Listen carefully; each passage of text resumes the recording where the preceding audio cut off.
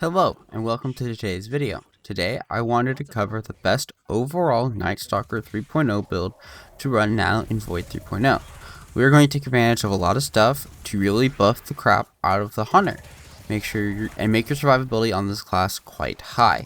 We're going to be using Devour, going to be using Invis, going to be using Volatile rounds, all in the class, and this build is proofed all the way through forever, so you don't have to worry about any seasonal mods going away. So yeah, we'll be hopping into the build now. Hope everyone enjoys, and let's hop in.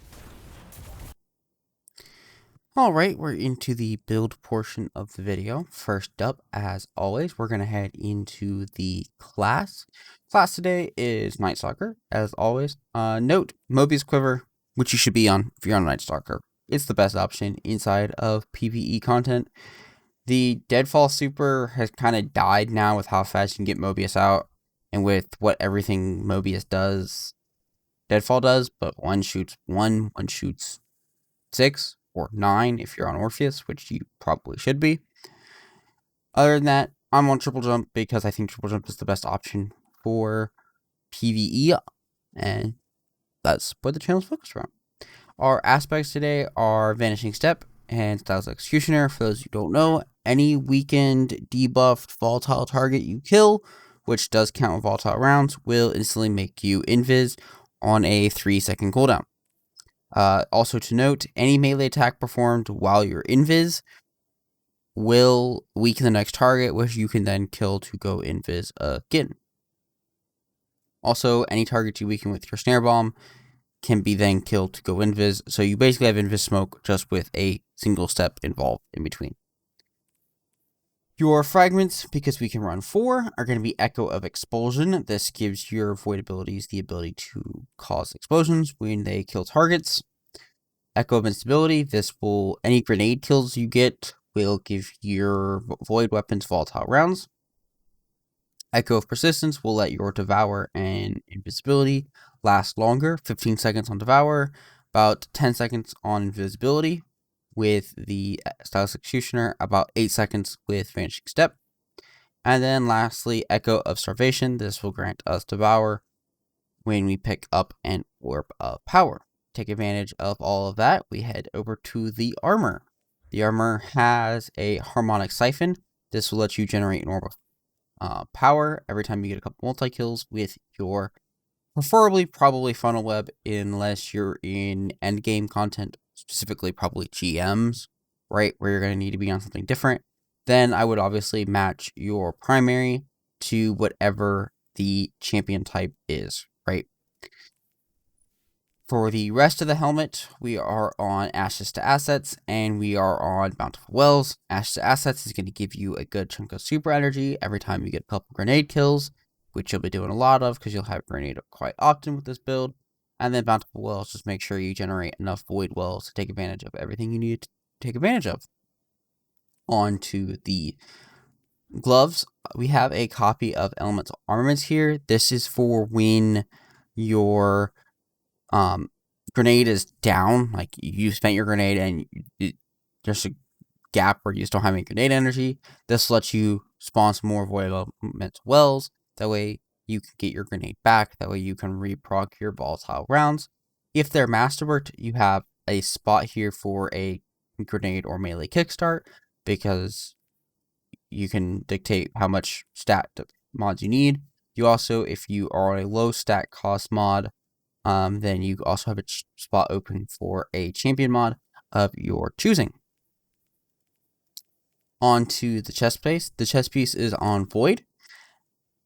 This is mostly just because this season chest pieces should be on Void. I think I've said that about 30 times already this season. This is because Thermoshock Plating is a artifact mod, and this gives you Arc and Solar Resist for a 2 cost. And then you can run Void Resist, and this gives you all 3 resistances, which is very handy in endgame content. Then we head over to the exotic and boots. If you're going to be on Hunter and you want very low effort, high DPS option, I would go for Orpheus Rigs. Technically, starter scales are better, but you have to execute it perfectly, and you have to get all those orbs right. However, if you are on starter scales, you can easily proc Devour again, because once your super is full, you can still pick up the Orbs of Power with Star Eater Scales. So in that case, Star Eater Scales is technically better, but I don't have a pair of Star Eater Scales pulled, so we're on Orpheus Rigs.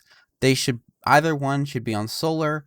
They should have a Elemental Ordnance, and then obviously a Recuperation. These are on Arc, and I'm not going to switch them or Master Brick them because they're just the default pair, and that's all I have here on my Hunter. On to the class item. Class item should be on Solar. This is to let you take advantage of Bomber. You're going to dodge to go invis, and you're just going to give yourself grenade energy that way. And this is huge because it's free. Don't need to use grenade energy. It comes when it comes, and you have it when you have it, right? Also, you're going to have your grenade up a good amount, so you can go ahead and take advantage of Overload Void grenades in endgame content. This will let you not have to worry about Overload as a primary option, and you can use whatever primary you want. Though, as somebody who's done a little bit of Glassway, having a Divinity inside of that is helpful because the Overloads this season kind of suck. But that'll be it for the builds, and then we'll head into some thoughts and the outro. Alright, that's going to be it for the build and for most of the video. I just wanted to give myself a couple thoughts here on Void Hunter. When we got the announcement for Void 3.0 Hunter, I made a video saying Hunters are down horrendous in PvE and no one was talking about it. I, to this day, still feel this way. Hunters did not get any better here in Void 3.0.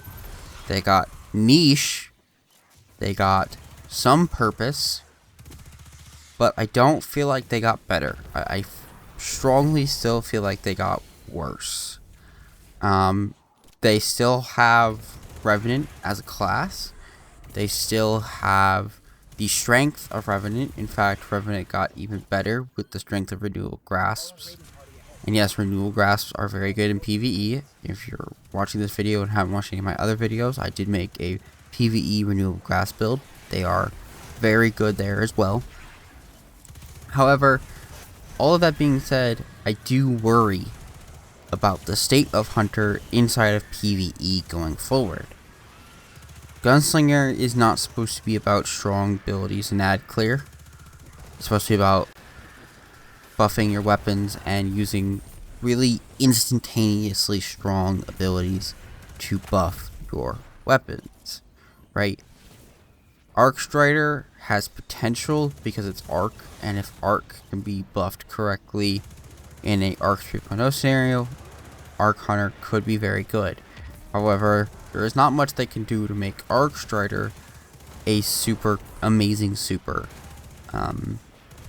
Hammers, Dawnblade, Shadebinder, all are significantly better supers at the endgame level than Arc Strider is, and no buffs are going to suddenly change that.